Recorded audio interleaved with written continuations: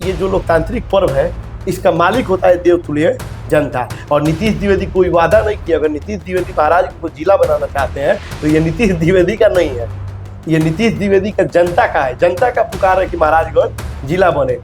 अगर कोई यहाँ नेता रहता तो ये नीतीश द्विवेदी को 25 साल 6 महीना की उम्र में महाराजगंज में उतरने का मौका, खेलने और खाने और समझने के मौका, मेरा महाराज का समाज का सेवा करने का मौका।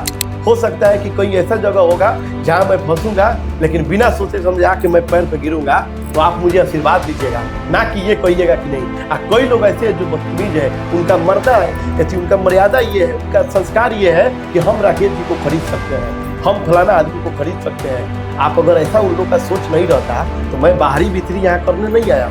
आपको भी मालूम है, आप आइए, आप आजाद देश के आजाद नागरिक है, वेलकम है हमारे महाराजगंज में। अगर प्रधानमंत्री जी आकर चुनाव लड़े तो ये गर्व का बात होगा कि पूरे देश में 2,75,000 प्लस पंचायत है, लेकिन वो हमारे विधानसभा में आकर चुनाव लड़ रहे हैं, वो हमारे लोकसभा में चुनाव लड़ रहे हैं। इसके लिए स्वागत है क्योंकि हम लोग गेट को वेलकम करते हैं। लेकिन हाँ, नियम होता है। कई अपने बिहार के भी लोग हैं जो दिल्ली में मंत्री है, विधायक है, सांसद है, कलकत्ता में है, आप देखे होंगे।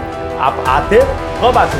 आप 2-3 साल पहले आते, यहाँ भूमि पूजन करते, यहाँ के लोगों से राय लेते और कहते कि मेरे पास पैसा रुपया बहुत है, मेरे पास सब कुछ है, बस मैं यही चाहता हूँ कि मैं पूरे बिहार के मैप में देखा कि महाराजगंज में मुझे सेवा करना चाहिए, तो मैं महाराजगंज में सेवा करने के लिए आप लोग के बीच में आया हूँ। नहीं लेना पड़ता।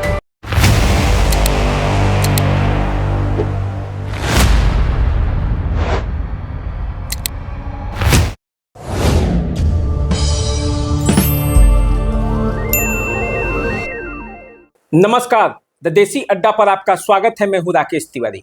देखिए, हमारे बगल में जो शख्स बैठे हुए हैं, इन पहचान की मोहताज नहीं है, क्योंकि इनका नाम नीतीश द्विवेदी है। और नीतीश द्विवेदी की जैसे ही आजकल चर्चा होती है तो सोशल मीडिया में वह नौजवान का चेहरा सामने आता है जो नौजवान निर्दलीय प्रत्याशी के तौर पर महाराजगंज से चुनाव लड़ने के लिए रण क्षेत्र में उतर चुका है। तो देखिए, ये नीतीश द्विवेदी निर्दलीय प्रत्याशी के तौर पर महाराजगंज से चुनाव लड़ने नहीं आए थे। वीआईपी के प्रत्याशी के तौर पर चुनावी मैदान में लड़ने के लिए प्रयासरत थे। पूरे बिहार में हल्ला था कि एक सीट जो मुकेश सहनी को मिलेगी तो वो महाराजगंज जरूर मिलेगा। लेकिन आप जानते हैं टिकट कैसे वितरण हुआ और टिकटों में महागठबंधन का कैसा खेल चला। उस खेल में फेल होने वाले नीतीश द्विवेदी अब महाराजगंज के लोगों से जो वादा किए हैं उसमें फेल नहीं होना चाहते थे, इसलिए निर्दलीय प्रत्याशी के तौर पर आपके सामने है। तो नीतीश जी आज हैं तो कसौटी पर कसेंगे, सवालों के कसौटी पर, क्योंकि जो वादा महाराजगंज में आप वादे के साथ जो आए थे उन वादों पर आप कितना खरा उतरे ये तो आप बताएंगे। लेकिन अब क्या मुद्दा लेकर आप जनता के बीच जा रहे हैं? सबसे पहले आपको नमस्कार, और आपके इस न्यूज़ चैनल माध्यम के जितने भी हमारे देवतुल्य दर्शक देख रहे हैं, सभी दर्शक को मैं नीतीश द्विवेदी श्री चरणों में सादर प्रणाम करता हूँ।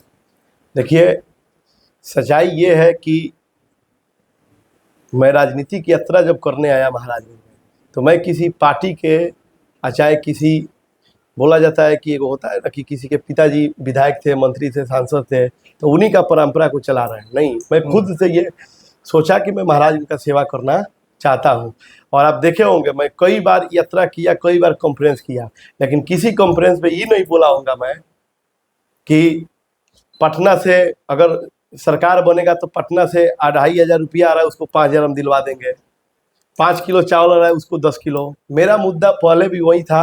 अगर मैं दिल्ली, पटना, जहाँ से भी अगर मीडिया भाई भी बुलाते थे, चाहे कोई प्लेटफॉर्म भी बुलाते थे, तो मैं उस पर प्लेटफॉर्म पे, उस मीडिया चैनल पर एक ही बात बोलता था कि अगर मुझको सेवा करने का मौका दीजिएगा, और मैं जिसके साथ था, जिस पर आप विश्वास करके जिसके साथ में आदमी रहता है उसी को आदमी चाहता है कि ये हमारे लिए बहुत कुछ आगे करे, तो वो गर्व भी होता है कि वो हमारा नेता है, चाहिए है। तो मैं वही बात बोलता था कि अगर आप लोग उनको मौका दीजिएगा तो महाराजगंज में जिला बनाऊंगा, महाराजगंज में विश्वविद्यालय लाऊंगा, महाराजगंज में जितने भी हमारे जो स्वास्थ्य संबंध जो दिक्कत है, इस दिक्कत को मैं पूरा करूंगा। और महाराजगंज में हमारे युवा भाई जितने भी हैं, इस सब युवा भाई को रोजी रोजगार और कम से कम 10 लघु उद्योग लगाने का बात करूंगा। और उसके साथ साथ जितने भी हमारे किसान भाई उनके हाथों को मजबूत करूंगा। उस समय भी बोलता था, अभी भी बोल रहा हूँ और आगे भी बोलूंगा जब तक ये पूरा नहीं होगा। तो ये बताइए कि नीतीश द्विवेदी तो आए थे बड़े तामझाम से, टिकट की भी दावेदारी थी, तो अब जब टिकट नहीं मिला है और जनता के बीच जा रहे हैं, तो पहले का रिस्पॉन्स और अब के रिस्पॉन्स में क्या अंतर दिखते हैं? देखिए, सच्चाई यही है कि मुझे महाराजगंज राजनीतिक यात्रा करते हुए आज 1751 दिन हो गया। और जब मैं पार्टी में ज्वाइन किया था वो मैं दिसंबर में ज्वाइन किया था, इसी दिसंबर में, ना कि मैं शुरू से ही। और रही बात, तो अभी तो मैं जब पार्टी में आ गया तब से मैं एक विचारधारा में बंध गया, एक सिस्टम में बंध के उसका काम करता था, उसका श्रेणी देखता था। और चाहे पार्टी से जो हमको सजेशन मिलता था उसके हिसाब में अगर हम 100% है तो 70% महाराजगंज के लिए सोचते थे, तो 30% जरूर पार्टी को लेकर चलना पड़ता है। क्योंकि इस देश में कई लोकतंत्र है तो कई नीति भी है। जिस तरह रामायण में लोकतंत्र का भी फैसला लिए प्रभु श्री राम और नीति का भी फैसला लिए, तो लोकतंत्र का जब फैसला लिए तो उसमें वो गलत हो गए, क्योंकि भीड़ हमेशा सही दिशा में नहीं जाता है, कभी कभी गलत दिशा में भी चला जाता है। लेकिन जब उन्होंने हो गया कि आपको 14 बरस वनवास जाना है, तो उनको रोकने के लिए कौन नहीं गया था, लेकिन उन्होंने रुके नहीं, उन्होंने वनवास गए और 14 बरस वनवास जाके फिर वापस आ गए। ठीक उसी प्रकार से नीति था, कुछ पार्टी का उद्देश्य था, कुछ पार्टी का विचारधारा था, कुछ पार्टी का मुद्दा था, लेकिन वो कोई मुद्दा और कोई विचारधारा में महाराजगंज नहीं, मैं महाराजेगंज का विचारधारा उसमें सटाता था। अच्छा, अब बताइए, आपने रामायण की बात छेड़ दिए हैं। जी जी। लेकिन चुनाव है तो चुनाव में बात होती है महाभारत की, और महाभारत का एक पात्र है अभिमन्यु। कम उम्र था, सबसे छोटे उम्र में थे। आप भी जो चुनाव लोग लड़ रहे हैं उसमें सबसे छोटे उम्र में हमको लगता है कि आप हैं। अभिमन्यु को चक्रव्यूह से घेर कर चक्रव्यूह में फंसाया गया, उसे मारा गया। आपको भी महाराजगंज में चक्रव्यूह में फंसाया गया है, राजनीतिक वध करने की तैयारी है। एक योद्धा को, अभिमन्यु को, योद्धा बनने से पहले, योद्धा तो वो था ही, और जितना ही दिन रहा अपना कौशल दिखाया, जितना देर जिंदा रहा। आप भी अभी जैसे राजनीति में आए, आपकी राजनीतिक वध की तैयारी हो गई। आप उस चक्रव्यूह को कैसे तोड़ पाएंगे, ये बताइए। देखिए, सच्चाई यही है कि हम महाराज में कोई चक्रव्यूह देखते ही नहीं है, क्योंकि जो मेरे सामने वाले हैं, कहा जाता है कि जिस जगह में चढ़ने में 2 टाइप के लोग होते हैं। आप देखिएगा, एक होते हैं जो विधायक मंत्री सांसद बनते हैं और एक होते हैं नेता बनते हैं। अगर कोई यहाँ नेता रहता तो ये नीतीश द्विवेदी को 25 साल 6 महीना के उम्र में महाराजगंज में उतरने का मौका, खेलने और खाने और समझने के मौका, मेरा महाराजगंज का समाज का सेवा करने का मौका नहीं लेना पड़ता। सच्चाई यही है कि यहाँ पे जितने लोग हैं ये सिर्फ अपना, मैंने वो होता है ना कि रात दिन काटते हैं, कहता है लोग कि क्या करी, हम तो काट रहे हैं, अब जीने का मेरा आत्मा रो गया है। ठीक उसी प्रकार से ये लोग ऐसे हैं। और रही बात लड़ाई का, तो ये बात तो आप सच बोले हैं, पटना से स्टार आएंगे, दिल्ली से स्टार आएंगे और आके यहाँ पे कि कोई महल बनाएगा, कोई कुछ करेगा, माने जितना चक्रव्यूह होगा उतना चक्रव्यूह से फंसाना वो लोग कोशिश करेंगे, कोई एजेंसिया के माध्यम से फंसाना कोशिश करेंगे। लेकिन सच्चाई यही है कि ये नीतीश द्विवेदी का स्टार प्रचारक महाराजगंज की जनता है। उसी से एक सवाल है, और अभिमन्यु चक्रव्यूह में तोड़ना तो जानता था, घुसना, बाहर निकलना नहीं जानता था। जी जी। आप भी राजनीति में घुसना तो जानते थे, घुस गए, चले आए, महाराजगंज के लोगों के पास भी आ गए, अब अंदर आए, लेकिन निकलने की जब बारी है तो आप भी फंसे हुए हैं, लगता है आपको? देखिए, सच्चाई यही है कि नीतीश द्विवेदी बार बार हर भाषण में एगो बात बोलते हैं कि हम दौड़ रहे हैं रास्ता रउरे लोग के बतावे के बाद एक आखिर, क्योंकि कुछ भी है तो हमरा ले ज्यादा रुआ लोग के उम्र का तजुर्बा बा, अनुभव बा, हमरा ले ज्यादा रात देख ले बानी, दिन देख ले बानी। तो हमार जो मार्गदर्शन है, हमको तो सबसे खुशी का बात है कि जब मैं राजनीतिक मंच पे उतर रहा और इस विश्वविद्यालय में मैं एडमिशन करवाया, राजनीतिक विश्वविद्यालय महाराजगंज का जो विश्वविद्यालय है, इसमें मैं विधायक बनने के लिए नामांकन करवाया, तो मुझे इसलिए खुशी है क्योंकि मुझे पढ़ाने वाला मेरा महाराजगंज का मेरा गुरु, मेरा देवता और मेरा देव तुल्य जनता है।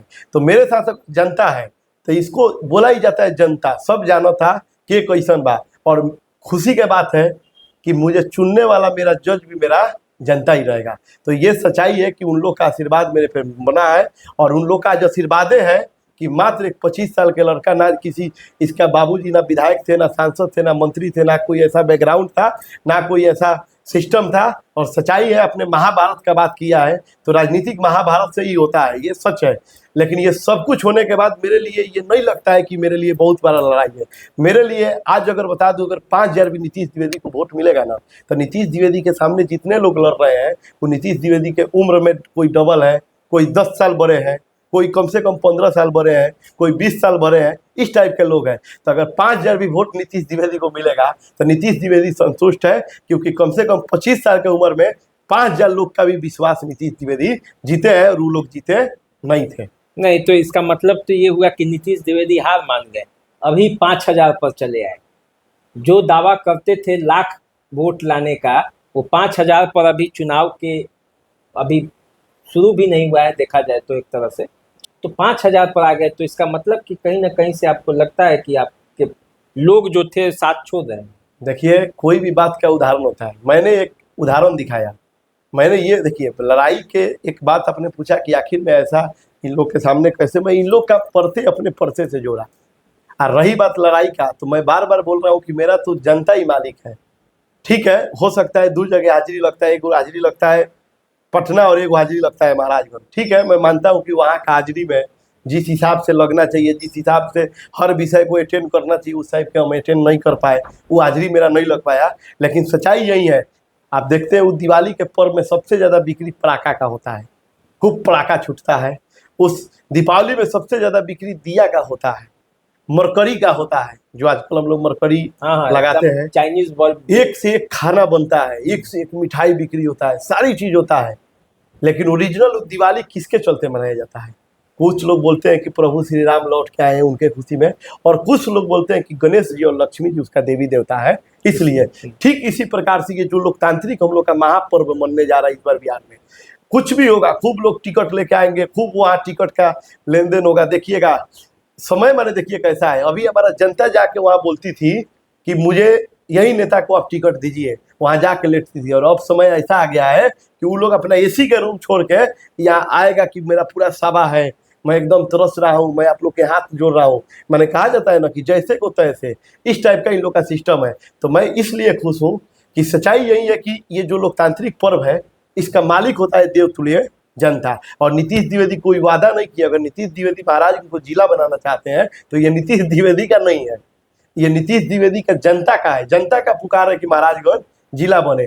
हमारे युवा भाई का पुकार है कि हम लोग क्यों जाए छापरा चाहे अन्य राज्य में उस शिक्षा के लिए, मेरा सब व्यवस्था महाराजगंज में हो। हमारे जितने भी देवतुल्य जनता है वो चाहते हैं कि अगर 75 बेड का अस्पताल है तो ये देखिएगा पंगरा का लड़का इसी जी के कारण दम तोड़ दिया महाराजगंज मंडल में। मात्र उसका उम्र कितना था? 22 साल था।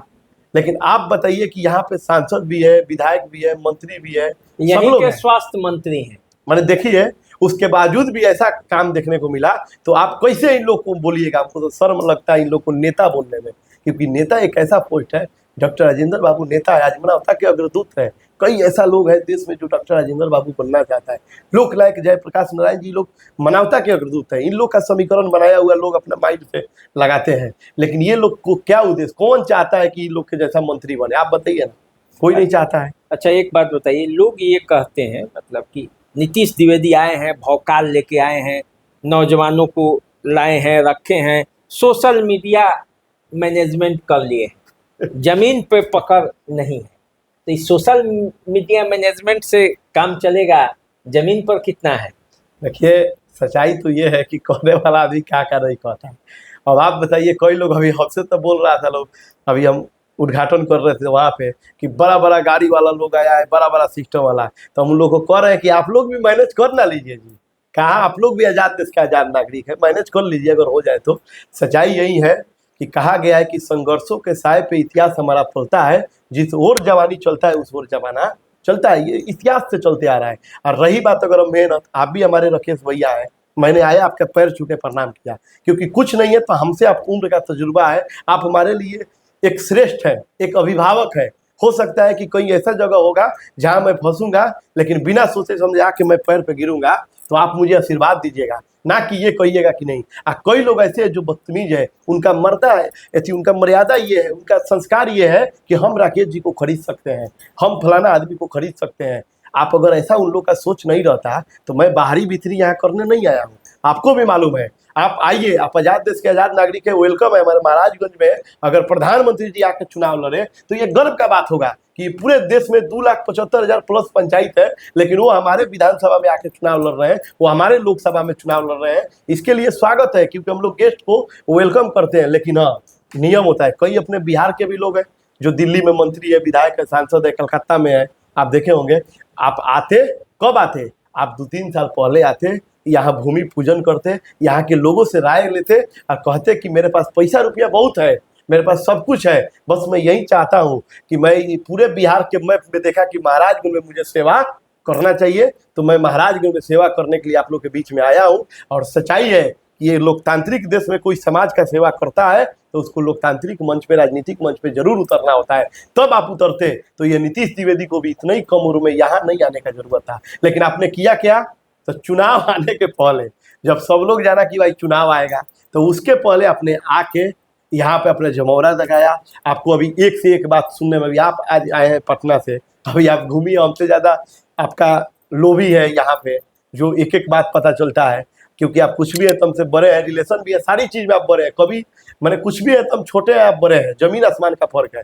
आप पता करिएगा, आपको एक से एक बात सुनने में आएगा, कोई ऐसा बात सुनने में आएगा कि स्वाभिमान के जो कान होता है उसे खून निकलेगा। ऐसा ऐसा कान हो रहा है, मतलब हत्या किया जा रहा है। सच कौन आदमी है जो खरीद भी ले रहा है, स्वाभिमान की भी हत्या कर दे रहा है? महाराजगंज को आप जानते हैं कि नहीं? महाराजगंज जो है वो इसको कहा जाता है कि शिव जी के त्रिशूल पर बसा हुआ है। सही बात। ये किसी की बात नहीं मानता है, जिसको गले से लगाता है और जिसको छोड़ देता है उसकी राजनीति भी खत्म हो जाती है। तो ये कौन लोग है जो ऐसा कर रहा है? इसमें कई पार्टी का भी हाथ है। अब आप बताइए कि मैं जब आपको एक बार दिया, मैं आपको एक बार टिकट दिया कि जाइए आप सेवा करिए, महाराजगंज की जनता ने आपको वेलकम करके भारी महसूस से आपको जिस काम के आप लेके आए थे उस आदेश आपको जिता दिया, और आपके नेता आके बोले कि मैं महाराजगंज को जिला बनाऊंगा। इसी आधार पर चलिए, उनके बड़े नेता आके मेरे से आश्वासन कर रहे हैं, तो मैं मानता हूं कि वो बिहार लेवल, देश लेवल का लीडर है, तो झूठ नहीं बोलेंगे। लेकिन ऐसा काम यहाँ पे नहीं हुआ। फिर आप 5 साल बाद फिर आते हैं और आके जनता के पास हाथ जोड़ते हैं, तो जनता बोलती है, तो सब लोग तो नहीं समझ पाए। आप विधानसभा में इतना किसी को काम नहीं कि वो समझ पाए कि आप क्या किए हैं। लेकिन हाँ, इतना जरूर है कि जो आपके अगल बगल लोग रहता है वो बोला कि अरे भाई ये तो विधायक होने, तो ये अपना ही सब कुछ कर लिए मेरे लिए और जनता और महाराजगंज के लिए। क्या किए? एक काम बताइए जो कि महाराजगंज के लिए कुछ किए होंगे। नहीं तो चलिए, ये नीतीश द्विवेदी की आपने बातें सुनी, समझा नीतीश द्विवेदी के मन में क्या है और किस सपने के साथ महाराजगंज में आए थे। अब टिकट लेने का सपना तो इनका पूरा नहीं हुआ, लेकिन ज़मीन पर उतरकर जो महाराजगंज को सजाने और संवारने का सपना इनके मन में है उसे पूरा करने के लिए लगे हुए हैं। जीतेंगे तो भी और जीतेंगे नहीं तो भी। अगले 5 साल के बारे में भी इनके पास अपना पूरा ग्राफ है और रूट चार्ट बना के रखे हैं। तो चलिए, फिर मिलेंगे तो आपको बताएंगे कि आखिर नीतीश द्विवेदी कहाँ आगे बढ़ रहे हैं। चूँकि अभी तो सफ़र शुरू हुआ है, अभी 6 तारीख को मतदान है, उससे पहले कई बार मुलाकात भी होगी और तब हम पूछेंगे भी कि आखिर आपकी लड़ाई जो है वो कहाँ तक पहुँची। तो चलिए, अभी दीजिए इजाज़त, नमस्कार।